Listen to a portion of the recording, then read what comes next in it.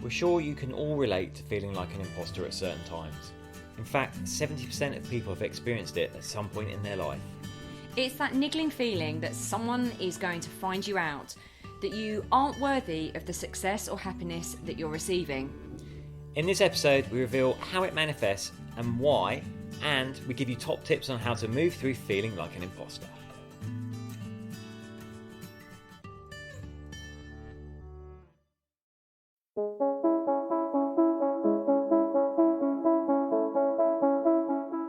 Hi, I'm James Davis. And I'm Claire Davis.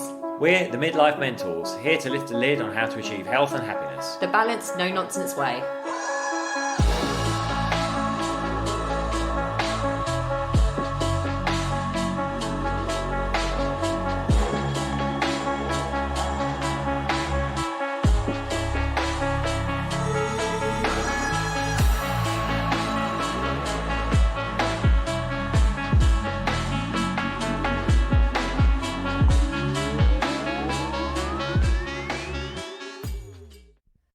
Hello and welcome to another episode of the Midlife Mentors with me, James. And me, Claire. Hello, welcome back. It's lovely to have you here. Thanks for being here. It is. We're going to talk today about imposter syndrome, so stay tuned for that. But just before we do all that, last week, if you're remembering, if you're listening to this in real time, as it were, we came to you live from a little farmhouse in Santander on our epic journey from Marbella back to London. And now we're on the outskirts of London at Claire's parents. Isolating. Isolating. We have to isolate for 10 days. We are. It feels, God love them, my parents are being really, really patient with us. But when we had to reveal that it was 10 days, I think they nearly had a nervous breakdown. But they're being very kind to us. And James is loving Mummy Wiley, that's my mum, being all... Well, she's just clucking around you, isn't she? She's making you lots of English cups of tea. Cups of tea on tap. He's actually got one by the side of him right now, so he's being spoiled. But you deserve it, darling. Oh, you deserve it. Thank you. So just before we do go into imposter syndrome, honestly, I cannot tell you like how excited we are to share this one with you, because we know it's something that everyone can relate to, but it's also something that particularly I can relate to. And we're going to share some of our stories as well around how that's manifested in our own lives, especially for me. So imposter syndrome is something that everyone has experienced mostly in their life before. But before we talk to you about that, we wanted to share, if you are listening to it in real time, we wanted to share that we are so excited because we didn't think we had enough on our plate. What we thought we would do is run an Easter virtual retreat completely for free this Friday and Saturday. So we're starting at 8 a.m. on Friday morning and going through to about 1:30 on Saturday. That's right. So if you are listening to this in real time, like now, pause it and go click the link to register for the retreat. Because if you ever wanted to kind of, in inverted commas, meet us, train with us, go to one of our workshops, this is your opportunity. It's 1.5 days of training, workshops, and we've got some amazing guests as well, haven't we? We really have. We've just confirmed those, but we haven't sent it out to the wider audience, so we don't feel like it's fair to reveal that to you right now. But I will pop the link in the show notes, so go and register. But it's us bringing our award-winning retreats, a sprinkle of our award-winning Ibiza and Marbella retreats right to your living room. We know the reason we decided to do it was because we've got so many people telling us at the moment they need a reset, basically. They're finding this really, really hard. You've had a brutal winter and we're coming out into spring, but you really, really need a reset. So James and I decided at the 11th hour that we were going to really do this for you so we could come together. We are stronger together as part of a community. So it's going to be so much fun. So if you're listening to it real time, there's absolutely no reason you shouldn't, because it's free. Yeah, and depending where you are in the world, I mean, in England, certainly, we are hopefully preparing to spring out of lockdown. So this will be a nice way to spring forward with positivity. So, please do join us. We'd love to see you there this weekend. We really would. Right, on with imposter syndrome. Now, I'm sure many of us have experienced this, and the stats actually back that up. 70% of people have experienced it at some point in their life, and it affects all kinds of people from all parts of life. So you don't know what imposter syndrome is. It's when you're there and you suddenly think, oh, I'm not really qualified to be in this. Like, I don't know my stuff. Why are people looking to me for this? I just don't feel worthy of this material or whatever I'm delivering. So that is imposter syndrome. Very, very common.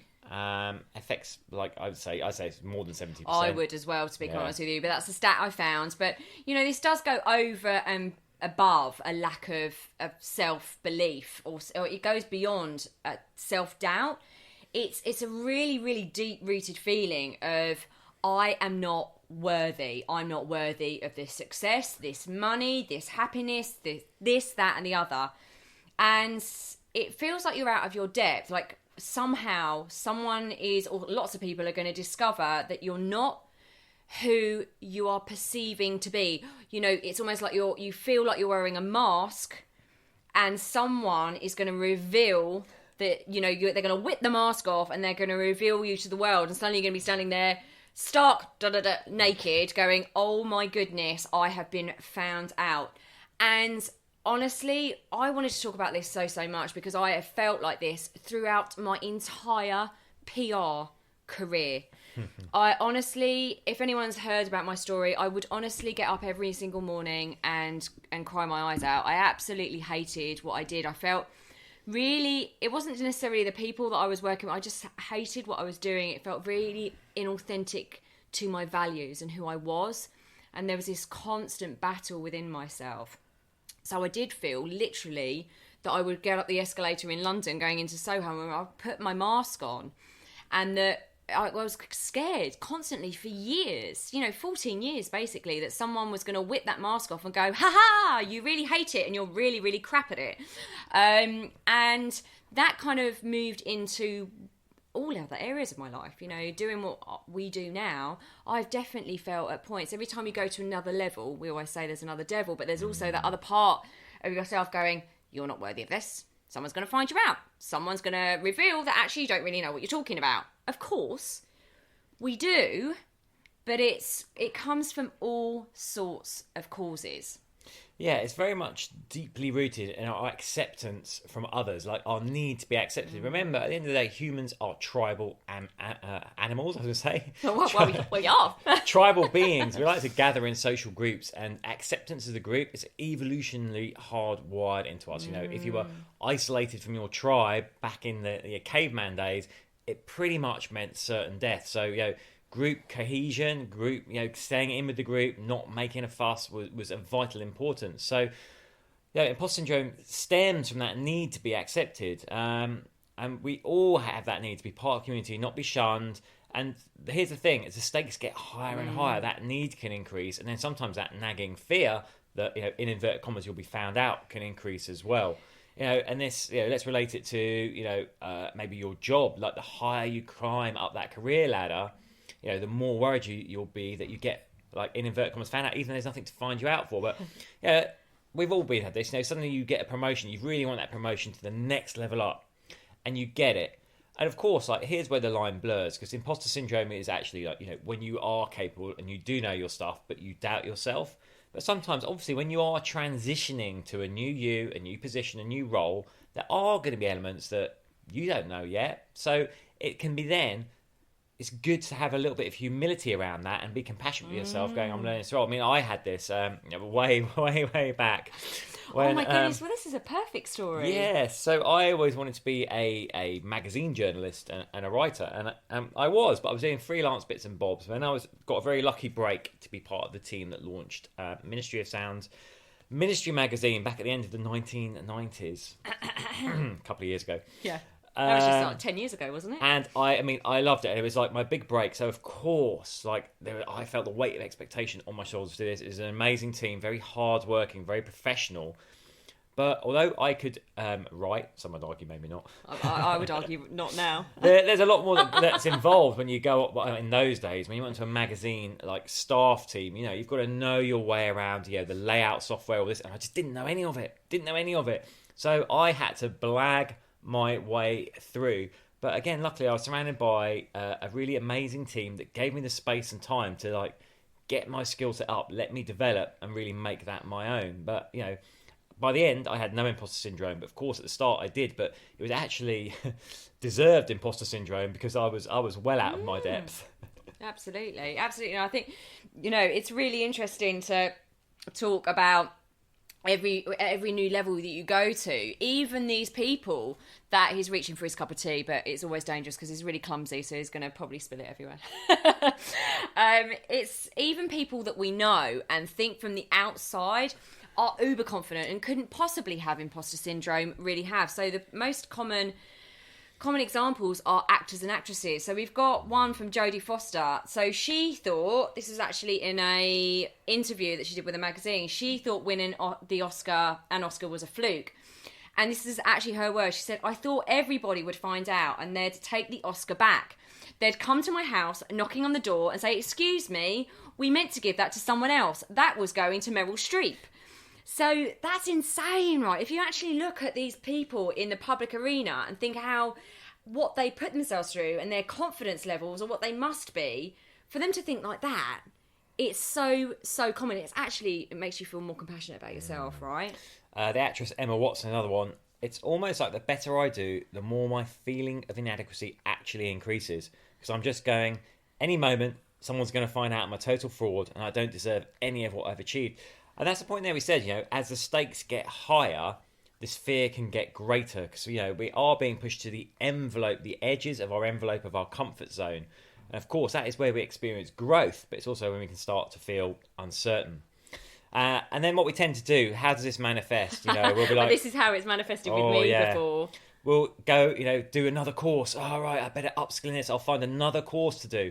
I'll get another coach. I'll speak to more people. It can result in you leaping into stuff, but then slamming the brakes on because suddenly you get terrified you're making the wrong decisions. And here's the thing about imposter syndrome, it can easily spill over into other areas of your life. And if you start to feel like a fraud in one area, this is why we need to be aware of it and bring compassion to it. It can spill into other areas and we can start self-sabotaging. We've done a great podcast on self-sabotage. If you haven't listened to that one, go back and find it. But it can spill into your relationships, into your money, into your career, into your fitness, into your health. So just be aware of it. So what are some of the causes of this? Well, we've worked with lots of people on their imposter syndrome and self-sabotage. So we've kind of actually seen it in real life, but also even seen this in ours. So it can be, imposter syndrome can literally stop you in your tracks. It can be totally almost like life-threatening to your success. And it is really crippling. And one of the things that is definitely a negative impact on that is social media, because you're looking at everyone else going, oh, they must be more qualified. They must be this. They must be that. But here's the thing. We always say this is one of our phrases. You're seeing the highlight reels. Please remember that. But social media and the digital arena that we're in constantly is bombarding you with, you've got to be this, you've got to be this. And you're looking in the mirror going, oh, I'm not that. Oh, I was going to say, it's really interesting, actually. I was just thinking there, Claire, talking about social media and people we know lots of great experts who get amazing results, but are not formally qualified in the areas that they work in. But by the same token, I know lots of people that are qualified up to the eyeballs and are scared to even get going because they still feel that they're inadequate in some way. Yeah, well, that was me. I mean, absolutely. I spent years and years and years getting another qualification. I mean, I'm qualified, and so is James, up to the eyeballs. But it was almost like, we're going to go into some tips in a minute, but it's almost like I was procrastinating because I had this fear of being an imposter in my own life.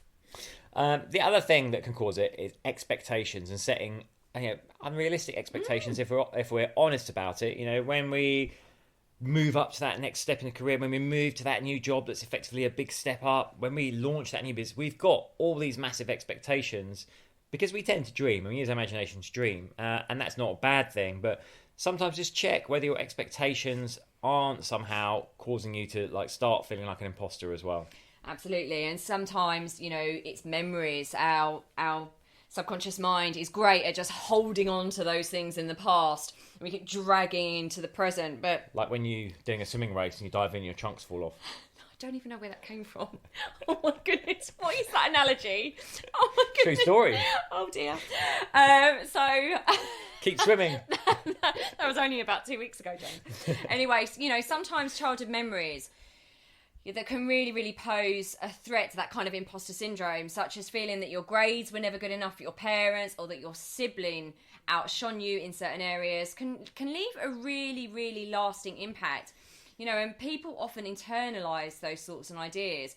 that in order to be loved or lovable or to be respected, I need to achieve, I need to be, I need to be this, I need to be that, I need to be seen as successful in order to be loved. And that becomes a self-perpetuating negative cycle.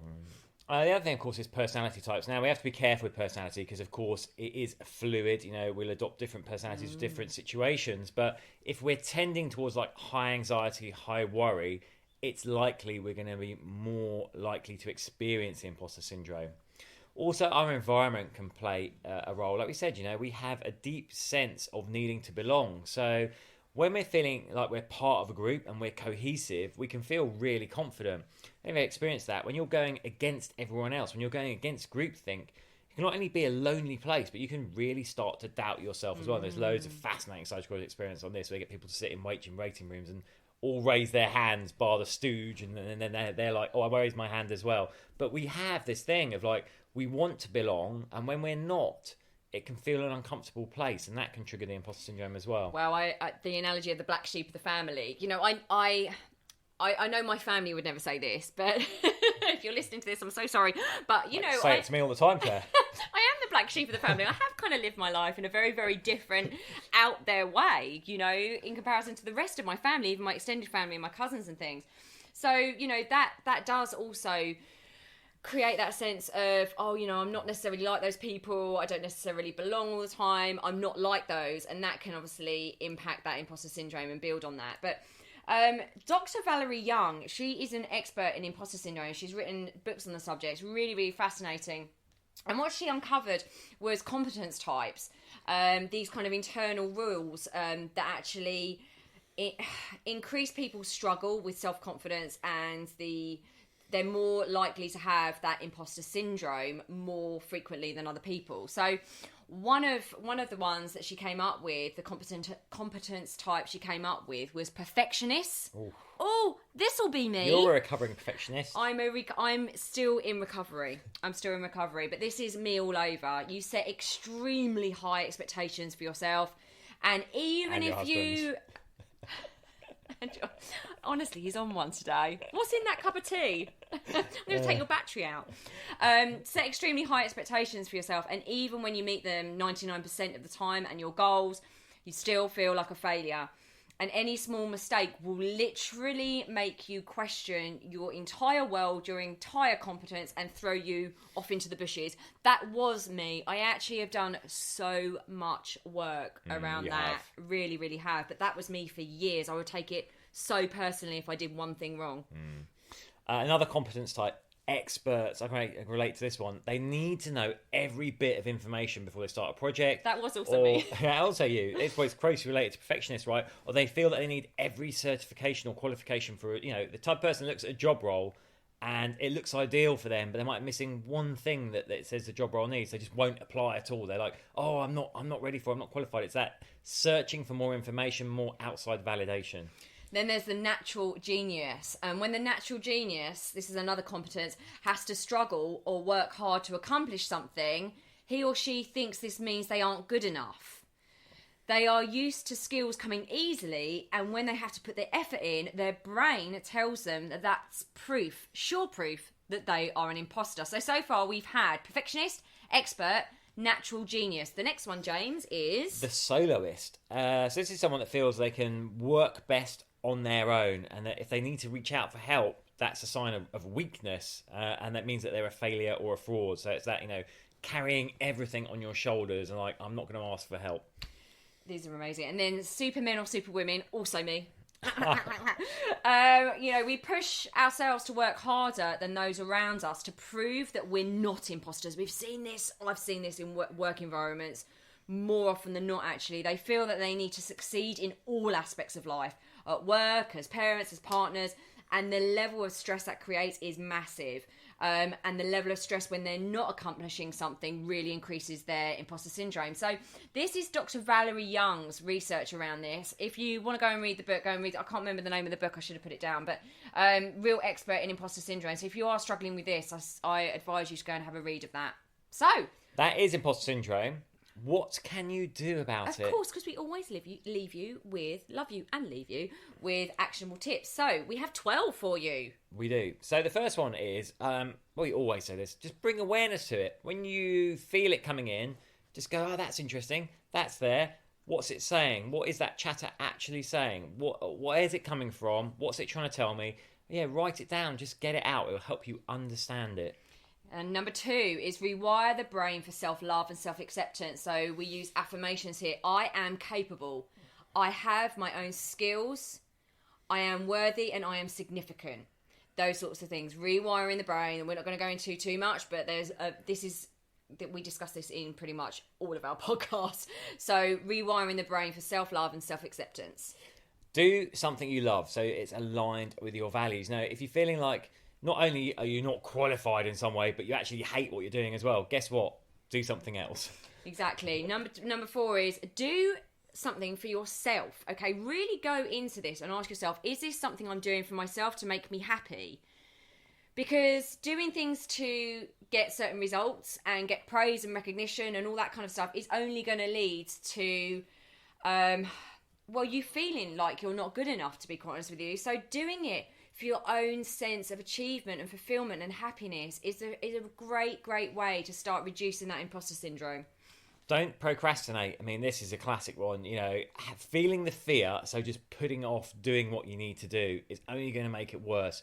Take action because it will quieten that voice down over time. Number 6, don't expect perfection. No one expects perfection other than you. Most of us are our own worst critics. No one expects you to be perfect. And we really, really need you to take that in. No one expects you to be perfect. This one's a biggie. Don't compare. You've got no idea what is going on behind closed doors or what is going on for someone else. Comparison is the thief of joy. Just focus on staying on your own path, your own road, and what you're doing. And don't worry, number 8 is don't worry about what everyone else thinks. And this is kind of related to number 4, do it for your own happiness. Once we are able to stand in our own sense of purpose and passion and feel okay with who we are and what we're doing, then we experience life in a much more beautiful way. So, this is a lesson for life that we're always going to be learning, but try not to worry about what everyone else is thinking and just live this life for you and why you're here. Remember what we said about the need to belong. Find your tribe. So find the people that align with your values, your like-minded people, so you have that sense of community and belonging. Remember, when you feel you're in a cohesive group, your imposter syndrome is likely to be less. So go find those people. And number 10, success is subjective. Ask yourself if you are being really realistic. This comes back to the expectations. Success is subjective. Everyone else is looking at you going, this is amazing. You're doing so well. So actually ask yourself, is it really true that I'm not? Is it really true that I'm an imposter? Is it really true that I've created so much health and happiness in my life? Remember what you do well and what your expertise is. And, don't be afraid to speak to, close friends and family so they can, basically buoy you up a little bit. We all need that little confidence boost at times. So just write down things you're great at, or just ask friends to, remind you of when you've done really brilliant things, because you have. And number 12, remember, no one is keeping score other than you. What the world needs is authentic, real and raw people. You're worthy just because you are here. You bring your own skills, your own set of values, your own set of wonderful, wonderful things to this world. So don't waste it feeling like an imposter in your own life, because you're really not. Go out and create, love your life, and be grateful for what you do have and the skills that you do have. Definitely.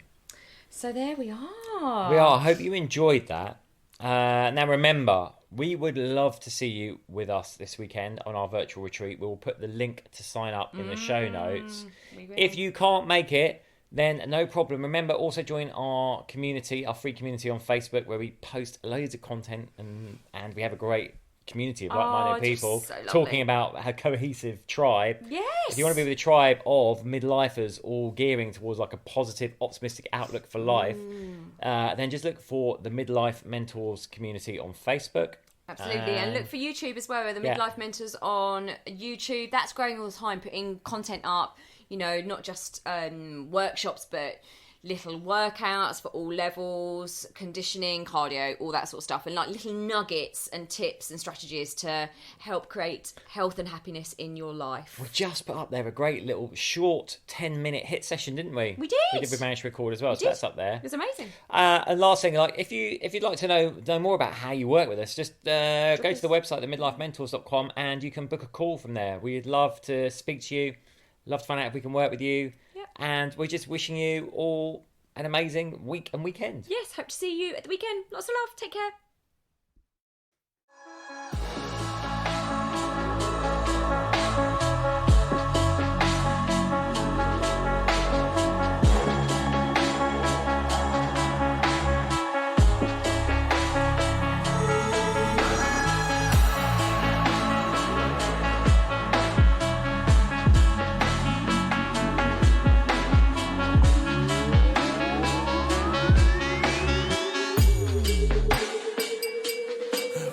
Yeah. You've been listening to the Midlife Mentors with Claire and James Davis. We'd love to hear from you. So drop us a line at info@themidlifementors.com with any questions or topic suggestions. And make sure you join us on our Facebook page and YouTube channel. You can find us under the Midlife Mentors. Yeah.